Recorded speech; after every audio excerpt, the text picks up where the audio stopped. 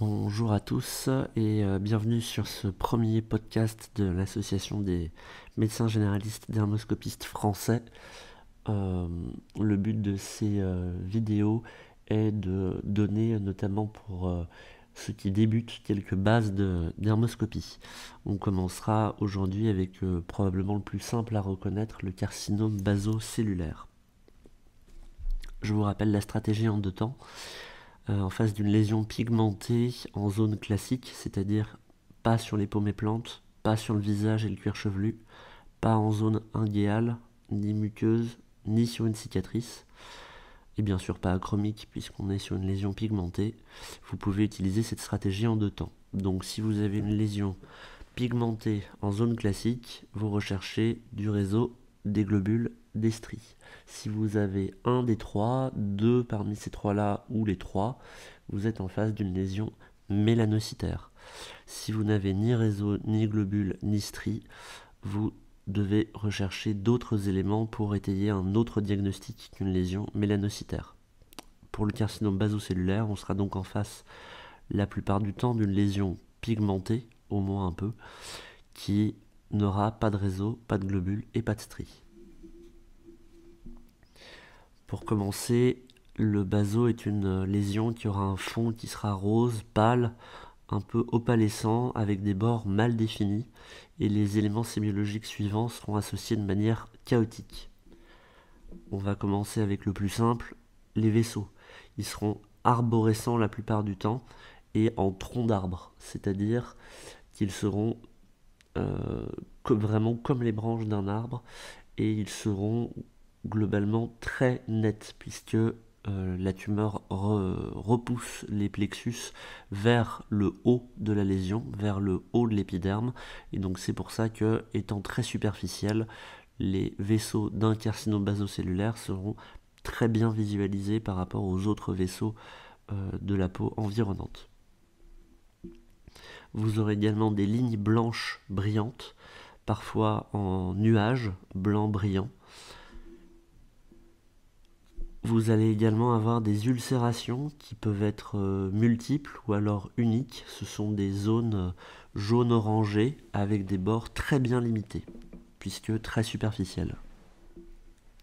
Vous aurez également des îlots de pigments qui ne sont donc ni du réseau, ni des globules, ni des stries. Attention, parfois on peut confondre au début des globules de lésions mélanocytaires avec des îlots de pigments d'un carcinome basocellulaire.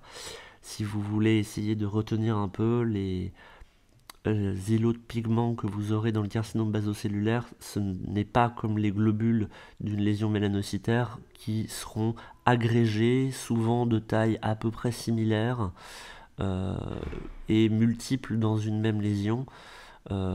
Avec le même aspect, les îlots de pigments d'un carcinome basocellulaire seront de tailles différentes, parfois ovoïdes, parfois, comme on le verra, avec des formes un peu plus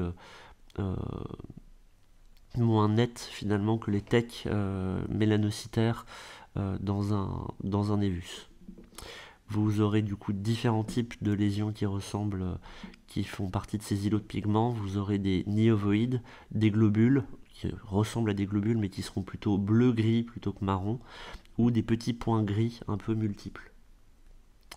Vous aurez également des structures digitiformes, aussi parfois appelées en feuilles d'érable, et des structures en roue dentée.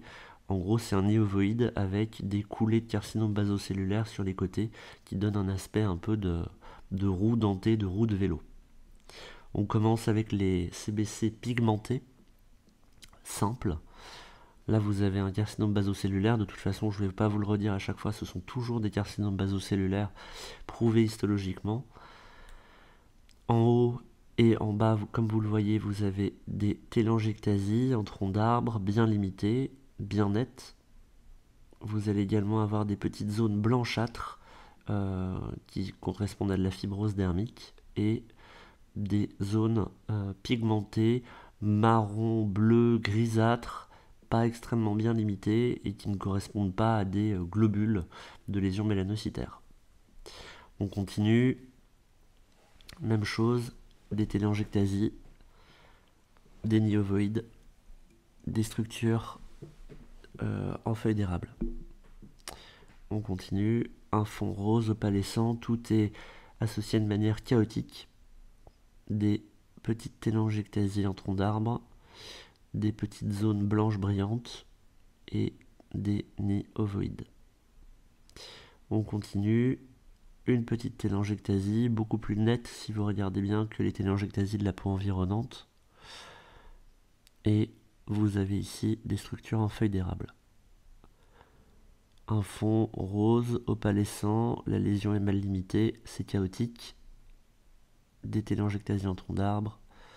Des zones un peu plus difficiles à voir. Là, comme vous le voyez, ça ressemble un peu plus à comme de la granulation bleu grisâtre, pas vraiment marron, en périphérie de la lésion, qui associé au reste nous fait évoquer un carcinome basocellulaire. Ici, une lésion rose opalescente avec des éléments sémiologiques associés de manière asymétrique et irrégulière, des téléangiectasies en tronc d'arbre et du pigment en zone périphérique qui n'est ni du réseau, ni des globules, ni des stries, et qui sont organisés comme des nids finalement de pigmentation, des îlots de pigmentation séparés les uns des autres, qui correspondent à des coulées en fait finalement de carcinome basocellulaire. Parfois, même avec du pigment, ça peut être un peu plus piégeux. Ici, vous avez une lésion qui est asymétrique, qui est irrégulière, qui est chaotique.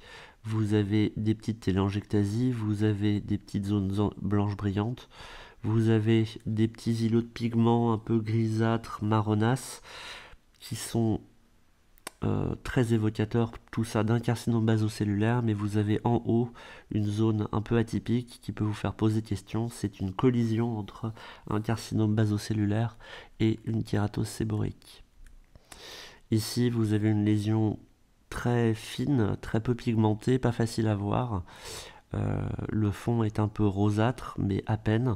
Et surtout, ce que vous voyez, c'est en périphérie des structures en roue dentée, des structures digitiformes qui signent finalement votre carcinome basocellulaire qui, dans ce cas-là, sera plutôt superficiel. Ici, vous voyez la différence avec la peau très insolée et environnante. Vous avez une zone blanche rosâtre au milieu. Et sur les contours, vous allez avoir des roues dentées et à droite, une petite pigmentation plus granuleuse qui ne correspond ni à du réseau, ni à des globules, ni à des stries. Ici, une encore plus difficile, mais pour vous montrer qu'on peut malgré ça réussir à faire le diagnostic. C'est une lésion pigmentée en zone classique, pas de réseau, pas de stries. Est-ce que c'est des globules? Ils ne sont pas agrégés. Il y en a un au milieu et un complètement en périphérie de lésion. C'est pas habituel pour un névus. C'était des nids ovoïdes d'un carcinome basocellulaire. Maintenant, je vais vous montrer des lésions achromiques. Parfois, il n'y a pas du tout de pigment, donc on perd une partie de la sémiologie, mais c'est toujours l'association finalement sur un fond rose opalescent de téléangiectasie comme vous le voyez, et là d'une grosse ulcération centrale. Ici, fond rose opalescent, un peu chaotique, des téléangiectasies qu'on reconnaît bien. Et ici, le fond rose n'est pas bien visualisé, mais c'est une lésion nodulaire avec la présence d'une grosse téléangiectasie et de petites ulcérations comme vous le voyez là. Et enfin, une zone que la patiente pensait être une cicatrice. Vous voyez une zone rosée, mal limitée, avec l'association chaotique de petits vaisseaux qu'on voit ici, de zones blanchâtres un peu en nuage, et tout ça a tendance à nous faire penser que c'est un carcinome basocellulaire superficiel, ce qui était le cas. J'espère que ce tout petit podcast a pu répondre à certaines de vos questions et vous donner quelques exemples de carcinome basocellulaire. Je vous rappelle le QR code pour l'association pour ceux qui découvriraient par une de ces vidéos. Merci de votre attention.